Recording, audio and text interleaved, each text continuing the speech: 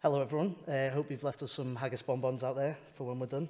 We're thrilled to be presenting at the conference this year. I'm Harry and this is my colleague Matteo, and we're part of Jacob's Geospatial team. We're both based in Glasgow, but we're part of a team of over 100 GIS professionals across our European business. Jacobs are one of the world's largest technology, engineering and professional services firms, and that gives us the opportunity to work on some really interesting projects that have massive impacts all over the world. Our geospatial team predominantly works in the fields of infrastructure, transport planning, environmental assessment, as well as in the development of bespoke applications and analysis. However, as you'll all be aware, an area of growing importance all over the UK is natural capital. So today we're going to take you through the approach we've developed for Transport Scotland. We will demonstrate the background to the work, the GIS tools and processes that have been developed, and how this fits in with the natural capital approaches across Scotland.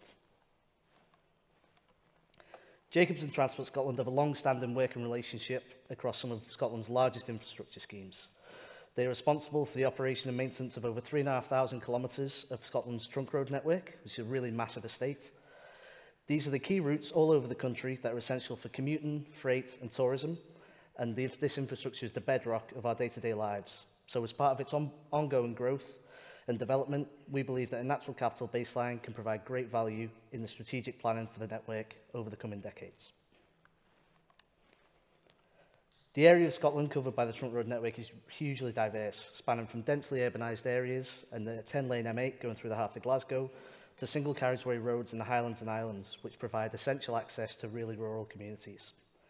This diversity is one of Scotland's most important assets, but in terms of this work and producing a robust natural capital methodology, it presented significant technical and conceptual challenges. That's where Transport Scotland commissioned Jacobs to provide a collaborative approach between our geospatial and natural capital teams. Through Jacobs' experience on major programmes for Transport Scotland, we had access to a wide range of detailed data covering habitats, land use, ecology and much more. However, the inputs required for a natural capital assessment needed to cover the entire trunk road network. The initial part of our work therefore focused on data collection and working with our natural capital team to clearly define what national coverage data was available and its suitability against our GIS proposal. Matteo will go into this in a bit more detail shortly, but as an example, you can see here Nature Scott's Land Cover Map of Scotland. This is a really key data set for our tools, and we're able to enhance it further by merging it with other open source data to provide extra context for some specific habitat types. Some of the questions we've received from people not familiar with natural capital as a field are, why is this needed and what are the specific benefits of a natural capital approach? We believe that in the context of the estate of a national level organisation such as Transport Scotland, there are two key answers. The first is that detailed values and statistics that can be drawn out from this analysis put forward an incredibly positive view of Scotland's natural and built environment. As you can see from the list of our ecosystem services, these are predominantly focused on environmental factors. However, it was also important that we included some elements which are really human and people-focused, such as our recreation analysis, which values the proximity and access to leisure services across Scotland. This work has been influenced by the 6 capital model and the positive impacts that natural capital can have on other aspects of our society. The second response to those questions is that we want to enable organisations like Transport Scotland to be proactive and on the front foot in embedding natural capital into their strategic and operational planning. We believe that these geospatial approaches are key to this. You can see from this snapshot of our data the ease with which it can be used to pull out key statistics and values. The policy landscape is moving towards biodiversity enhancements as part of development. Elements like assessing carbon impacts from land use change are already present in Scottish Government and central government guidance. After our presentation, we'd really love to speak to you and hear from you on how you're thinking about embedding natural capital in your business and how you're planning for the future. Would you follow a similar approach, or do you have different and unique requirements which need a complex geospatial process to solve? In terms of our approach, I'll just outline it briefly before Matteo goes into it in a bit more detail. Working with our natural capital team, we had to translate their key requirements into a geospatial process, one that was repeatable, flexible, and then this was done by using Model Builder for ArcGIS Pro. As we began to produce outputs from our analysis, we needed a central location to share them with the client and a way for them to interrogate the data fully. This was achieved using Jacobs' bespoke mapping application, Project Mapper, and ArcGIS dashboards for each ecosystem service. Finally, our methodologies, data, and the narrative of our work were pulled together in a story map collection. providing the one-stop shop to review all parts of our work. I'll now hand over to Matteo to take you through our processes and the challenges that we overcame. Thank you, Harry, and good afternoon, everyone. I will now bring you through like the main challenges that we found on the project and how we managed to overcome them. First of all, the first challenge that we found on the project was very much conceptual on the project itself. That was that we had to bring the what, so like the scope definition of the project, the conceptual structures of the project, and the aims and deliverables that was defined by the natural capital team. So we had a natural capital specialist team inside Jacobs. So we had to bring the what into the how, which was defined, of course, by us, the GIS team, and we had to define then the availability of data to cover the project, the processes and resources to use, and the format of the final output. How did we overcome the challenge was just basically a constant back and forth between the two teams. So like basically a continued chain of communication between the two teams, a sort of prototyping, so that in this way we ensure to keep the communication open and we manage not to lose anything in the translation between the what and the how. The second main challenge that we found was more about data itself. So like, of course, due to the bespoke nature of the project and the wide range of data that is available out there, we were struggling at the beginning to try to understand which right type of data to use for each single ecosystem service. So we based our choice, and you can see like at the bottom, like just some example of the type of data that we could have used. We based our choices based on 3 different principles, so availability, reliability, and relevance. Availability was actually, was of course very important because on how and under which terms, especially a data set is available, is very, very important for us to kind of understand how to treat this data and how to manage it. Reliability also, of course, is absolutely fundamental because since we were trying to build an automation process, if we base the automation process on a non-reliable type of data, that will mean that maybe like in a future stage, this type of data will need to be replaced, and that will affect all our automation system based on the data. So it was absolutely fundamental to choose a reliable source of data to begin with. And relevance, of course, because like given the nature of our study, so like one study per each ecosystem service, we needed to find a way that each single data reflected exactly what we wanted to show on our study for each of the ecosystem services.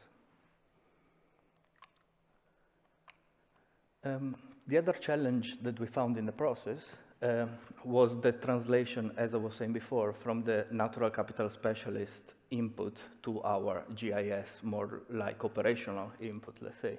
So this is an example of what we were receiving from the natural capital team. That is a sort of logic chain. So like each polygon reflects a passage of what they wanted to reflect in the study. So we need, and this is an example of, for the ecosystem service of carbon sequestration and storage.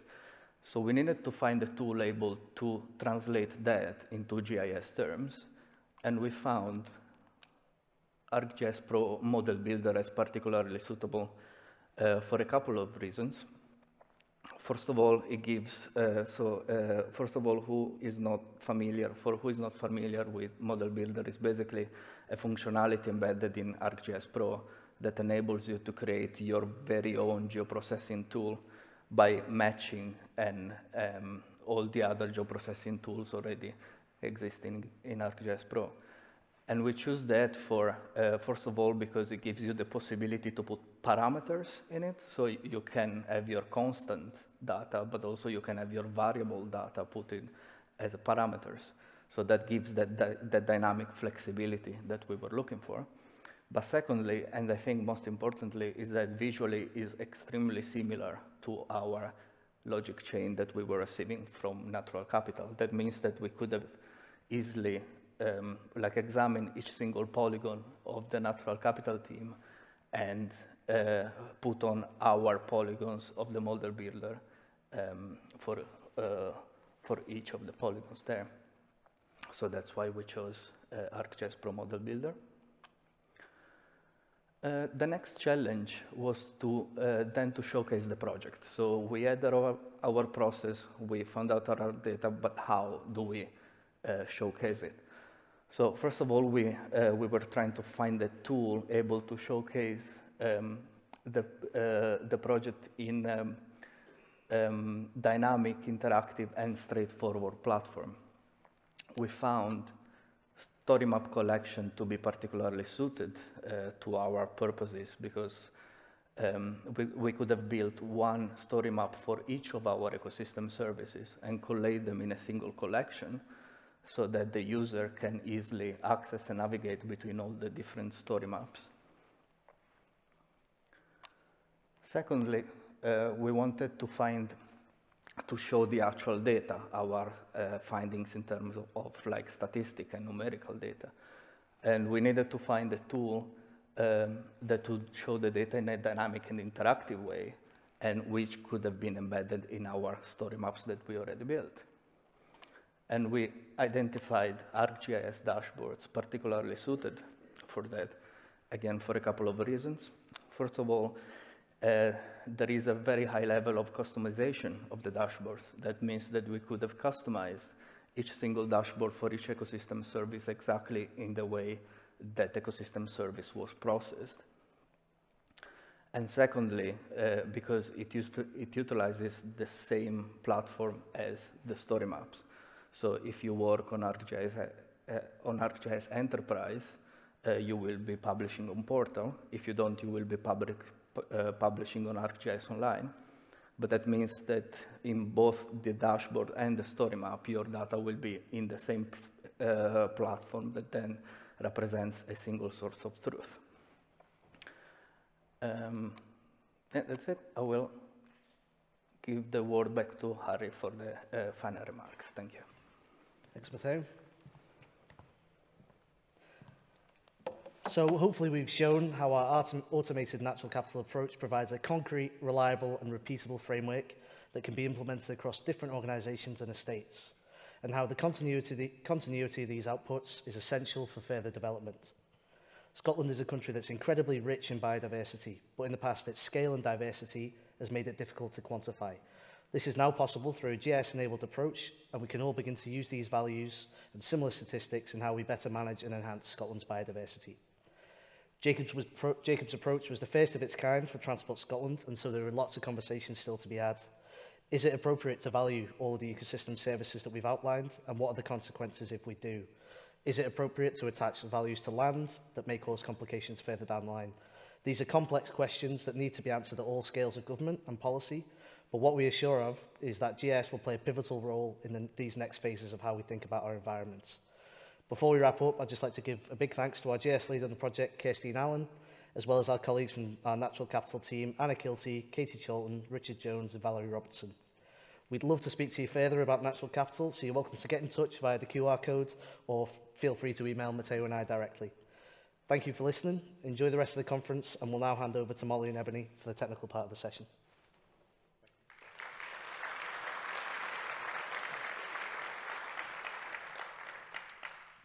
Good afternoon, everyone, and thank you, Harry and Matteo, for that informative presentation on Jacob's use of ArcGIS capabilities in the creation and sharing of natural capital analysis. My name is Molly, and I'm joined by my colleague, Ebony, and today we'll be building on some of these insights shared by Jacobs by offering a technical look at how you can better tailor and share your ArcGIS applications to your audiences. We want you to leave this session equipped with the tools to select the right app, and we'll be putting these tools to work by delving into the configuration of some of these apps, using a scenario-based workflow to follow the journey of a map across multiple audiences. When setting out on a journey, there are generally a few key considerations to make. You typically want to know where you're going, what the purpose of your trip is, and what you need to do to get there. While this sounds like the makings of a good travel itinerary, the same logic can be applied when choosing an ArcGIS app. You want to consider who your target audience is, what their GIS knowledge is, and how they're likely to access the app. Secondly, what's the purpose of your app? What are you really trying to communicate with this audience? And lastly, what capabilities are required in order to meet these goals? What functionality do you need to get you there? And do you have the appropriate skill level available to enable this? Hopefully in this session, we'll provide some guidance on making these decisions during your app creation journey. Before we dive into the workflow, I want to quickly look at where apps currently sit within the ArcGIS system. As many of you will appreciate, Esri provides a range of applications for delivering tools to your users, be it client desktop applications or lightweight web and mobile apps. But we also provide a range of app builders that allow you to create tailored experiences for your users. For today's session, we'll be focusing on web applications, and I've pulled out some of these key products in the ArcGIS suite, available both on ArcGIS Online and Enterprise.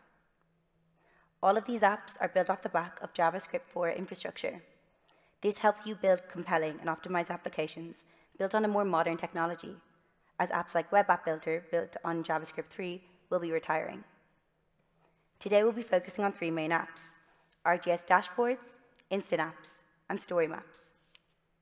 Before I hand over to Ebony, there are three other applications we won't have time to explore today, but are certainly worth a mention.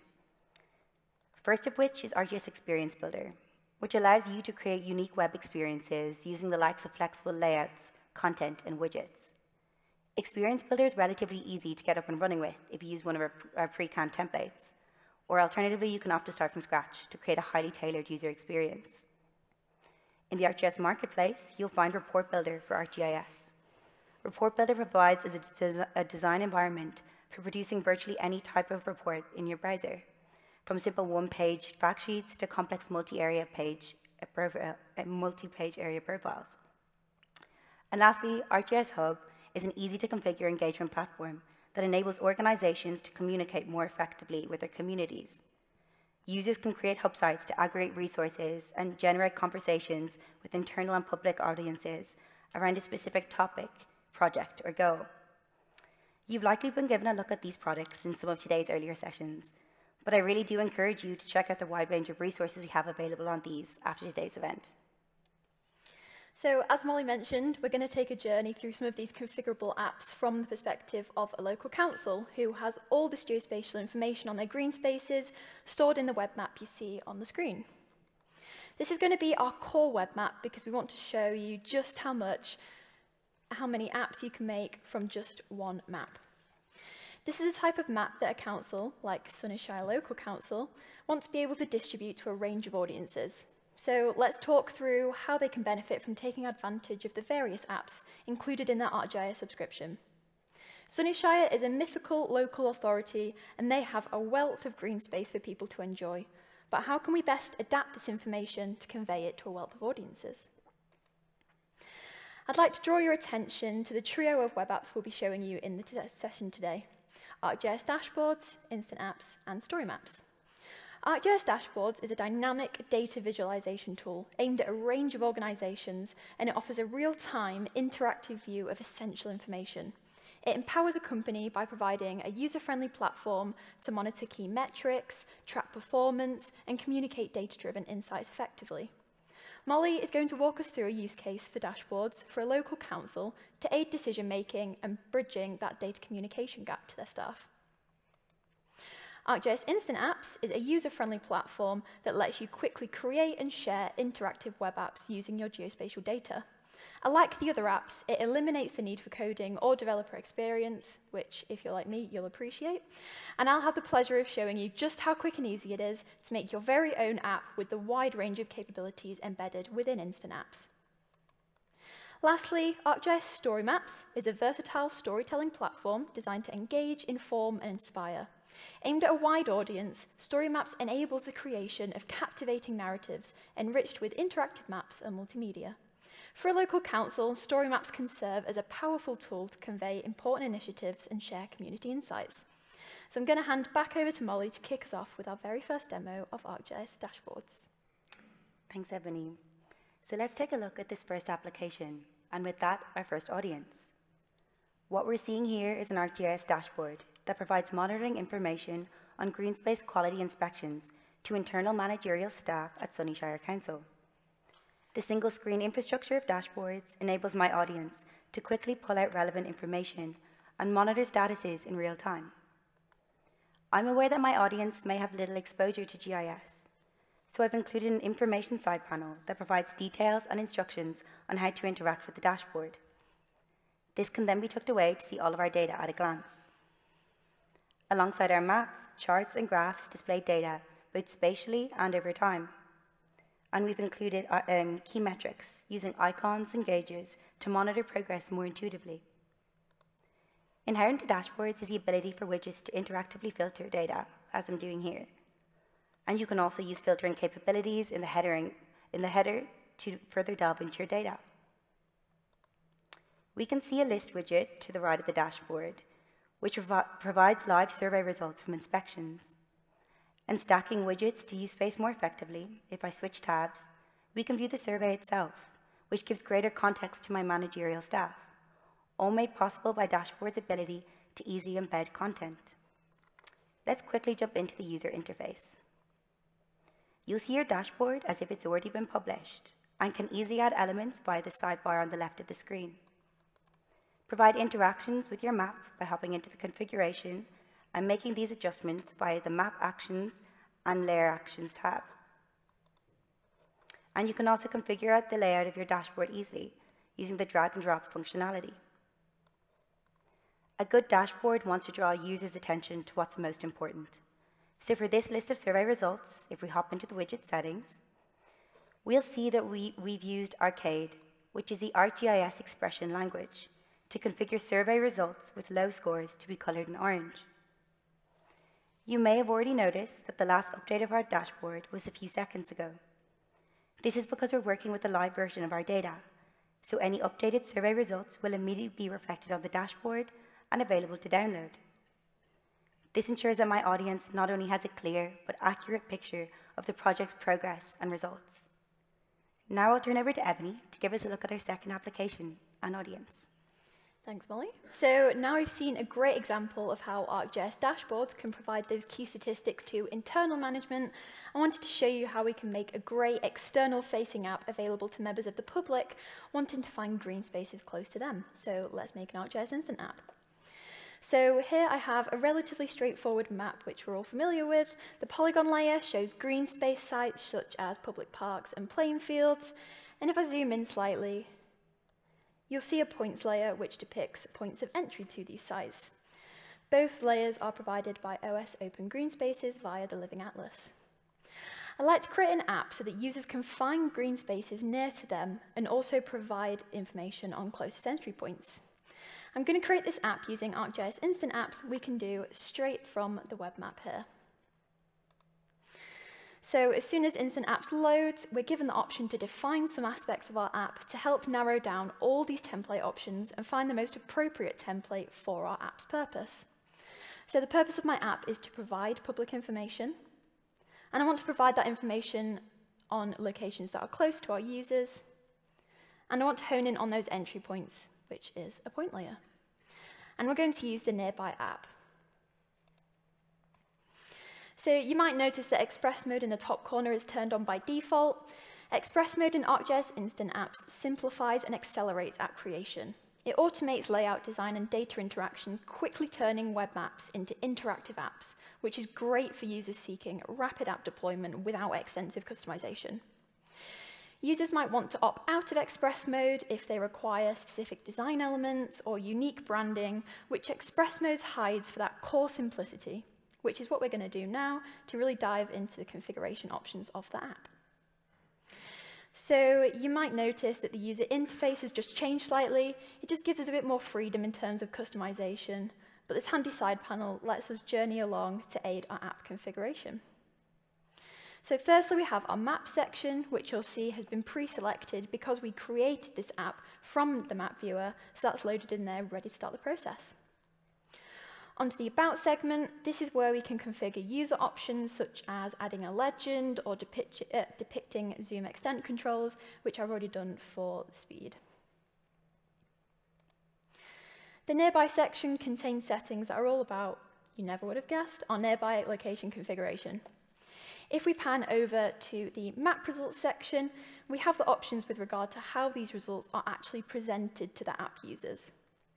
So not only can we customize that search radius, but to further highlight the entry points to green sites to our users, we can change that symbology effect so that those that intersect with the search radius are given a drop shadow, and those outside the radius are given a blur. So if I zoom in and select location here, you can see that in action. So I've talked a bit about the capability that we can give our users, but as a local council like Sunnyshire, it's also critical that we protect and control certain aspects of this information. So if I back out of here and hop into the export and share results section, we can really give Sunnyshire a sense of security, knowing that they are able to control how information is disseminated outside the app, such as not giving our users capability to export or limited capability to do so.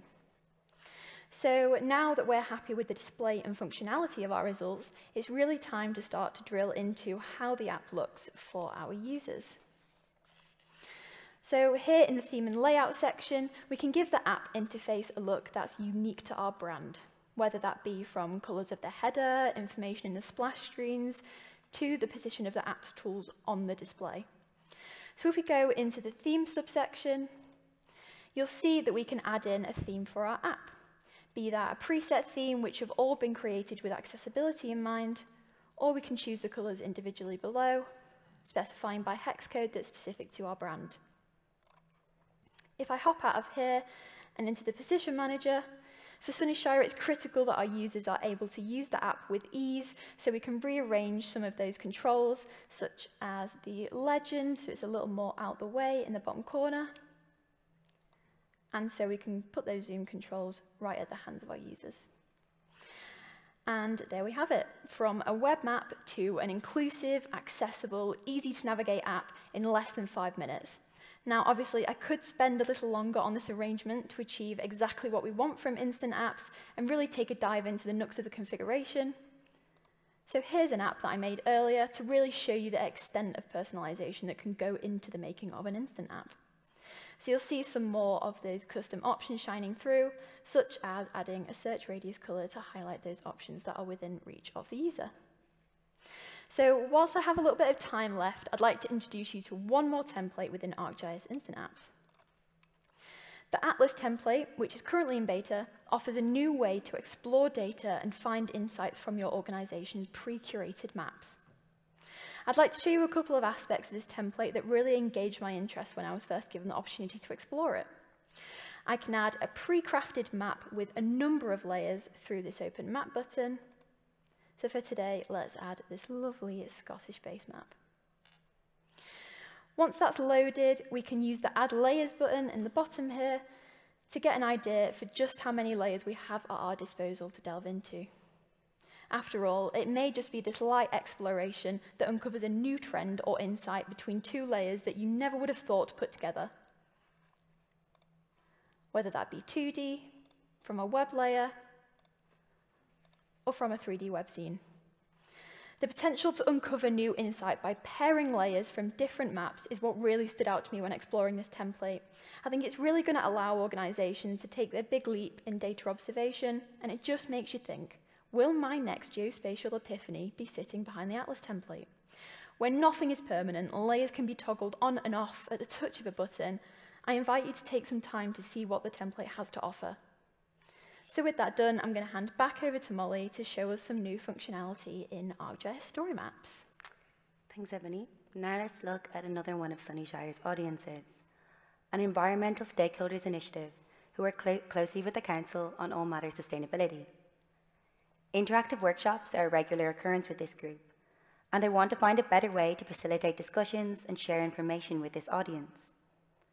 In that case, I'll turn to the latest ArcGIS Storymaps product, briefings.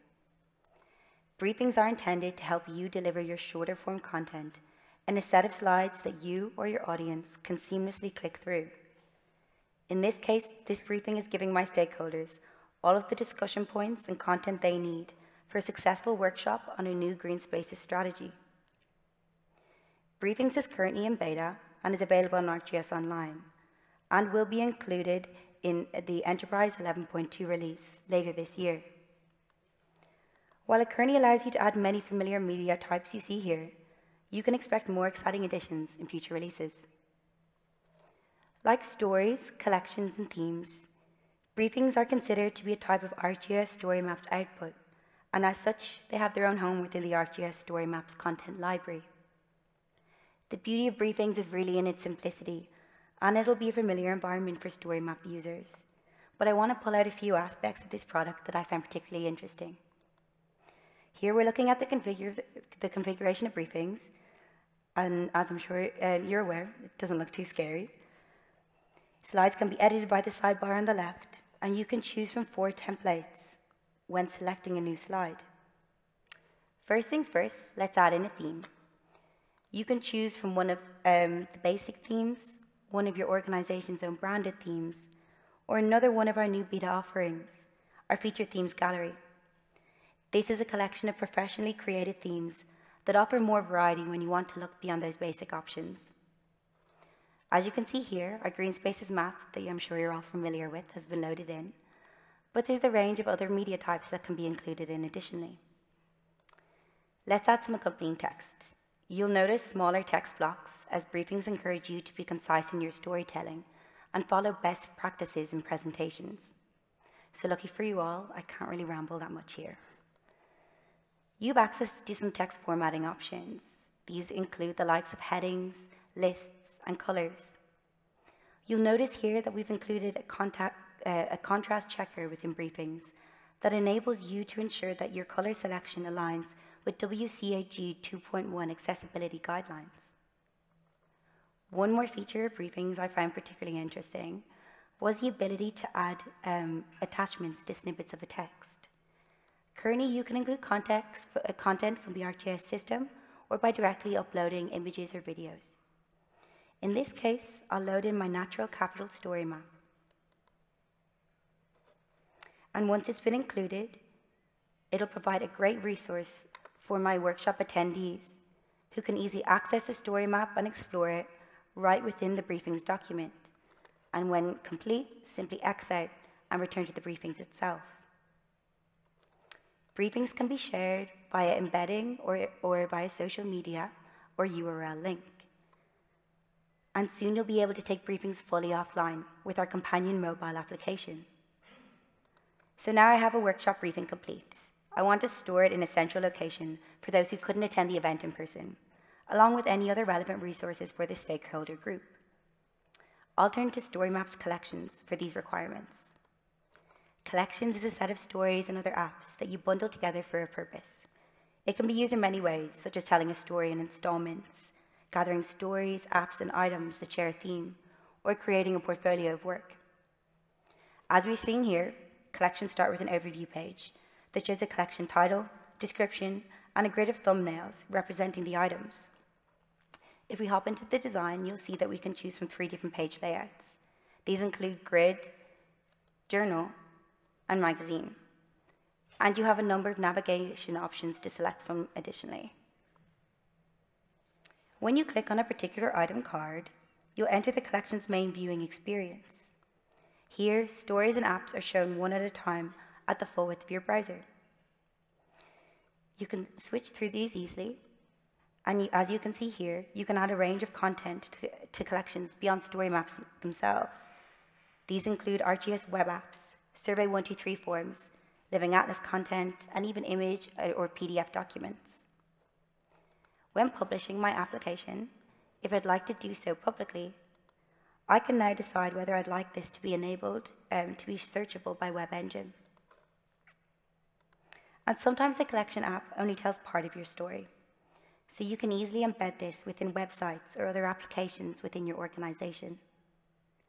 Storymap collections now also support up to 60 items, meaning they can be regularly updated and grow with you as you expand your ArcGIS ecosystem.